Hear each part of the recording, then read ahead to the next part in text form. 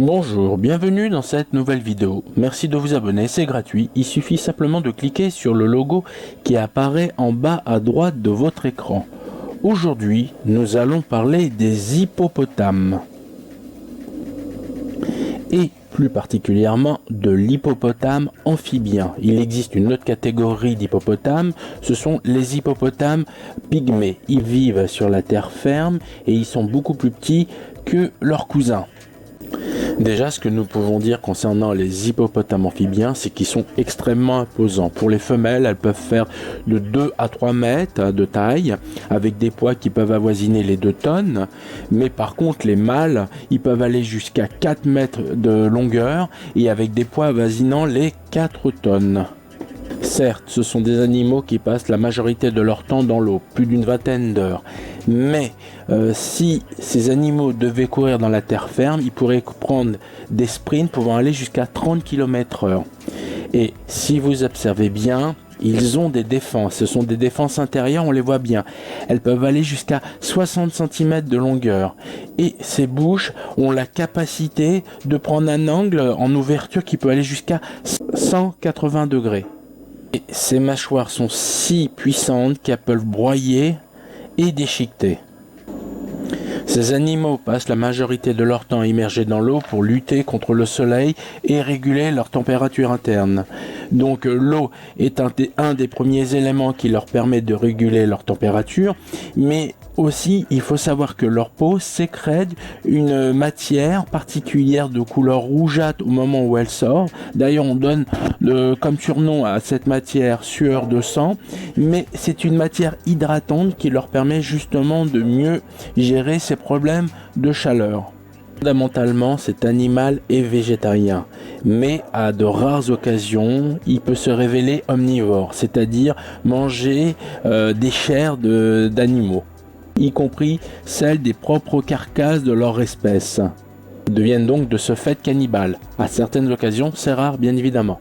Chose assez intéressante à savoir sur les hippopotames, c'est que ce sont les descendants des baleines, c'est-à-dire que l'ancêtre de l'hippopotame, c'est la baleine. Maintenant, nous allons parler de la dangerosité de cet animal. C'est un animal très dangereux, très colérique. Il fait régulièrement une centaine de morts de par le monde, et quand je parle de morts, c'est de morts humains, car il suffit qu'un être humain ou un animal s'approche trop près de son plan d'eau pour que cet animal se mette à l'attaque directement de l'intrus. Comme dit précédemment, il a des défenses très longues, une bouche extrêmement puissante qui peut prendre un angle de 180 degrés, donc qui peut absolument tout déchiqueter et broyer. Il est très très agressif et en plus, si vous vous enfuyez sur la terre ferme, il peut quand même piquer des sprints de 30 km/h. Donc, vous vous direz, mais qu'est-ce que je dois faire si je suis poursuivi par un hippopotame? La seule chance qui vous reste, c'est de grimper sur des hauteurs. Par exemple, s'il y a à proximité de vous des arbres, c'est la seule solution qui reste pour pouvoir survivre à l'attaque d'un hippopotame amphibien. Si vous êtes amené à entendre un bâillement de cet animal ou alors une sorte de rire, alors vous êtes en danger parce que cet animal s'apprête à vous attaquer. De toute façon, quiconque s'approche trop de lui, il l'attaquera. Il y a eu des décès sur des pauvres humains innocents qui ont eu simplement le malheur de trop s'approcher de son habitat. Même si majoritairement c'est un végétarien, c'est un animal réellement sanguinaire. Mettre à mort pour lui ne lui pose strictement aucun problème moral. En plus d'être extrêmement dangereux par rapport aux autres espèces animales ou aux humains, il est aussi agressif vis-à-vis des animaux de son espèce. Donc, en tant que mâle par rapport à ses femelles, il est irascible et dominant. Et tout mâle qui voudrait s'approcher ou s'approprier ses femelles à lui, c'est extrêmement violent, c'est des combats qui peuvent blesser gravement ou même tuer l'adversaire. Cet animal est naturellement pas empathique. À titre d'exemple, prenons la femelle. La femelle a enfanté, elle a fait une portée, elle s'en occupera bien et elle le nourrira naturellement comme le ferait une femelle de n'importe quelle espèce. Mais imaginons qu'une femelle mette bas les jumeaux. Il se passera quelque chose de singulier. Elle ne décidera de nourrir qu'un seul et laissera mourir de faim l'autre. Cette empathie, donc, ne fera pas partie de ce mode de pensée. Cet animal a une singularité concernant sa façon de déféquer, de sortir ses excréments.